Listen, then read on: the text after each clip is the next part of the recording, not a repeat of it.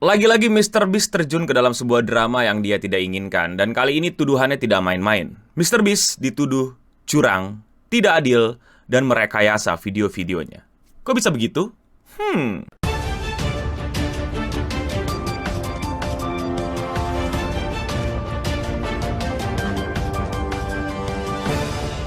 Tuduhan ke Mr. Beast datang dari seorang konten kreator bernama Rosanna Pansino. Dia adalah seorang konten kreator yang udah dapetin belasan juta subscriber, dan konten-kontennya itu nggak jauh-jauh dari bikin kue, nyanyi, dan ngevlog. Iya, dia adalah salah satu angkatan lama konten kreator di YouTube. Tuduhan detail dari Rosanna kepada Mr. Beast adalah di video ekstrim $1 juta hide and seek yang melibatkan 10 konten kreator itu terjadi sebuah manipulasi. Jadi kalau kalian udah lupa atau kalian belum nonton, di videonya itu ada 10 konten kreator, ada si Rosanna, Logan Paul, MatPat, terus ada Zacking, dan beberapa konten kreator lainnya yang maaf gue kurang ingat. Itu ngumpet di sebuah stadion besar dan Mr. Beast akan cari. Yang gagal ditemukan oleh Mr. Beast akan mendapatkan $1 juta Amerika. Di video kita bisa tahu bahwa 3 besar pemenangnya adalah si Logan Paul, Zacking, sama Leray. Tapi Leray didiskualifikasi karena ternyata dia ketiduran dan melewati batas zonanya. Jadi zonanya semakin kecil, dan kalau lu masih ngumpet di luar zona ya berarti lu ke diskualifikasi, dan ternyata selama ini dia di luar zona. Tersisa Logan Paul dan Zacking, dan yang ternyata ketemuan duluan adalah Logan Paul di dalam lemari es, sehingga pemenangnya adalah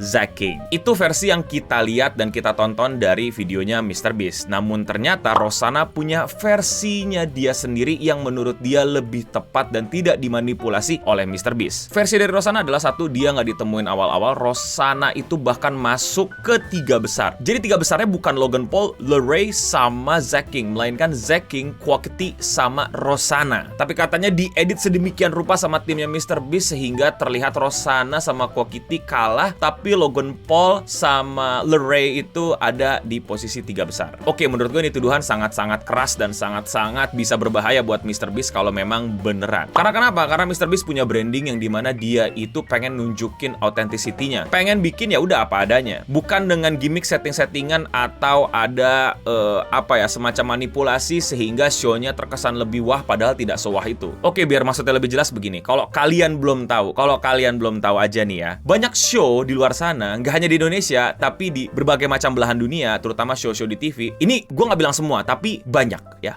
Banyak, oke? Tidak semua, tapi banyak. Awas, ada kalimat aneh-aneh keluar dari mulut kalian di komentar. Itu memanipulasi sebuah show agar lebih wah. Jadi ada dibikin sengaja kalah, dikalah-kalahin, atau diedit sedemikian rupa, kayak dia berjuang banget, padahal nggak terlalu berjuang banget. Bahkan nggak sedikit dari mereka itu sengaja digali-gali background-nya, apakah dia dari keluarga yang baik-baik saja, atau dari keluarga yang lagi struggling bahkan untuk nyari makan besok. Padahal mah ada PS5 sama iPhone di rumahnya. Bentar deh.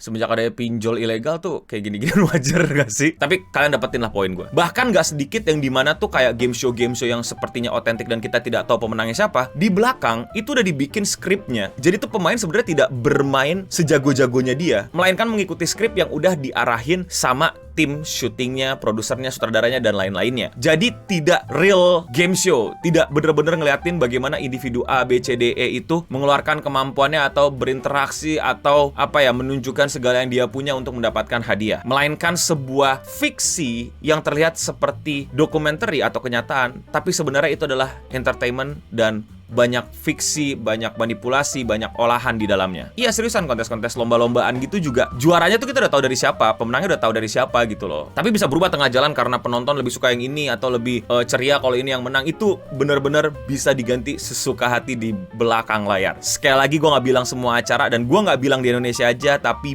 banyak yang seperti itu. Nah, Mr. Beast ini punya approaching yang berbeda yang dari dulu dia andalkannya. Itu adalah ya udah apa yang terjadi ya udah begitulah terjadinya. Contoh video-video dia yang ngumpulin orang di satu ruangan, dan kalau misalnya keluar dari lingkaran mereka kalah, ya udah itu nggak ada istirahat. Mau boker ya disediain toilet gerak gitu untuk boker, lu nggak bisa izin kamar mandi bang, terus keluar dari lingkaran terus masuk lingkaran lagi, nggak, bener-bener udah dipasangin kamera 24 jam, ada juri 24 jam yang ngelihat apakah ada yang iseng keluar dari lingkaran. Makanya kita suka ngeliat footage yang dimana tiba-tiba orang nggak sengaja keluar lingkaran tapi nggak ketahuan gitu, tapi ketahuan sama juri karena ada yang ngawasin 24 jam. Dan jenis-jenis game show-nya Mr. Beast yang lain yang dimana itu bener-bener otentik dan nggak ada semacam scripted atau apapun di belakangnya. Itu yang selama ini menjadi value dia, dan itulah kenapa gue pribadi juga suka banget sama game-gamenya atau show-shownya yang di host sama Mr. Beast. Ya kenapa ya? Karena gue bekerja di dunia entertainment itu dan gue tahu bagaimana belakang gitu. Dan nggak tahu ya, mungkin mata kalian udah jago gitu, udah kelihatan gini, ini mah settingan gitu, ini mah udah ya elah, jadi nggak seru untuk diikutin gitu. Jadi nggak ada kesan kayak kita rooting atau menyemangati para peserta untuk bisa menang gitu. gitu. Karena pemenangnya sudah ditentukan. Kita tidak lagi melihat sesuatu yang tidak diketahui ujungnya apa, tapi melihat sesuatu yang sudah dirancang ujungnya apa. Dan itu buat gue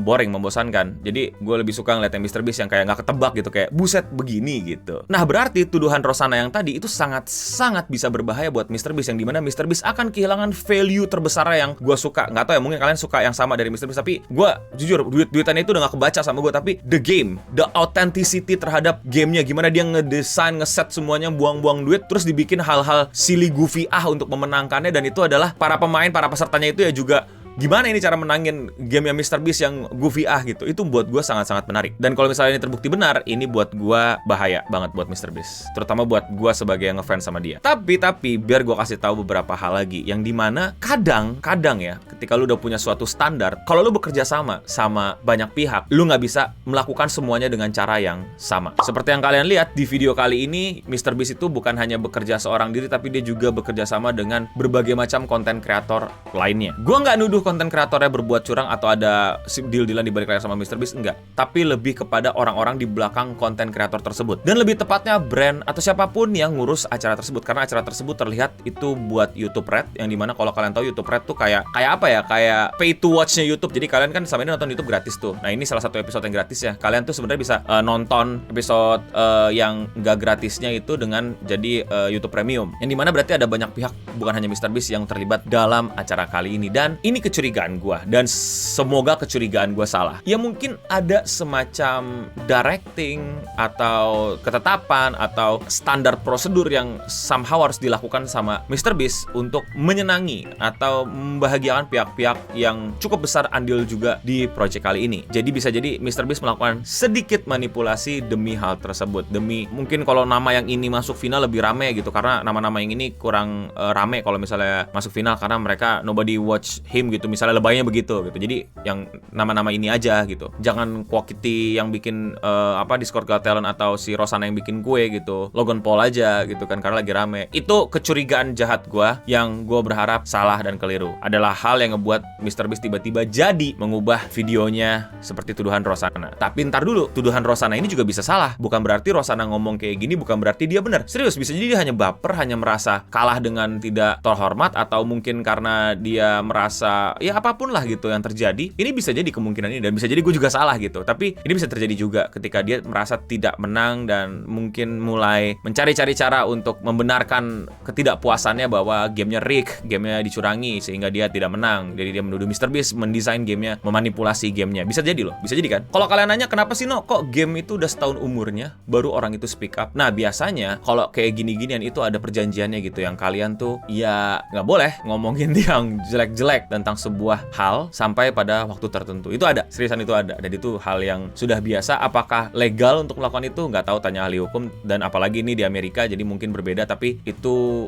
udah biasa. Makanya baru setahun baru ngomong, nggak langsung pas videonya tayang. Apakah kalau dia ngomong sekarang akan aman dari hukum si Rosanna? Kalau misalnya dia ternyata bohong? Enggak. Dia bisa kena hukuman. Dia bisa kena pelanggaran. Bagaimana dengan MrBeast? Kalau misalnya MrBeast yang berbohong, bisa juga kena fraud, scam mungkin, atau apa gitu. Gue kurang ngerti. Jadi mungkin teman-teman yang ahli hukum bisa sharing di bawah. Sekali lagi, gue nggak bilang MrBeast sudah pasti salah dan manipulasi. Gue juga nggak bilang Rosanna pasti salah dan memanipulasi. Ini adalah kemungkinan yang ada karena kedua belah pihak belum ngomong apapun tentang isu ini. Tapi tiba-tiba akhir-akhir ini Rosanna itu menarik statementnya dan bilang minta maaf sama MrBeast. Dia bilang pokoknya ini isu harusnya diselesaikan secara private, tapi dia malah taruh ini ke publik. Jadi dia mau bilang minta maaf. Tapi dia bilang di akhir, permintaan maaf ini dia tujukan karena dia cukup tertekan sama death threat atau ancaman-ancaman dari orang-orang di internet, mungkin fansnya MrBeast, mungkin orang yang gak suka sama dia, ke dirinya dia. Jadi dia cuma minta maaf ke MrBeast atas kekacauan ini, tapi dia tidak minta maaf atas tuduhannya. Berarti hal ini masih berlanjut. Jadi menurut kalian kira-kira ini apakah benar MrBeast mengubah hasil pertandingan, atau ini cuman Rosanna yang literally baper? Komen di bawah.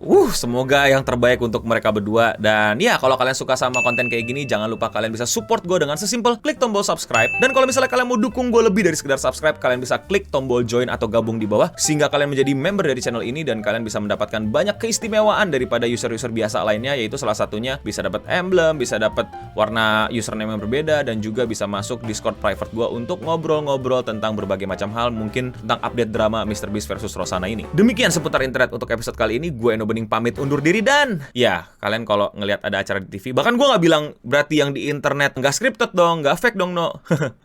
Kita nggak ada yang pernah tahu. Tapi seperti yang lo tahu, industri TV sama internet juga udah agak nempel-nempel. Jadi ya gue cuman bilang, kalau lu udah terbiasa menonton dan bekerja di balik layar kayak gue, akan kelihatan kok mana yang fake, mana yang enggak. Dan untuk kita semua, stay clean and sound.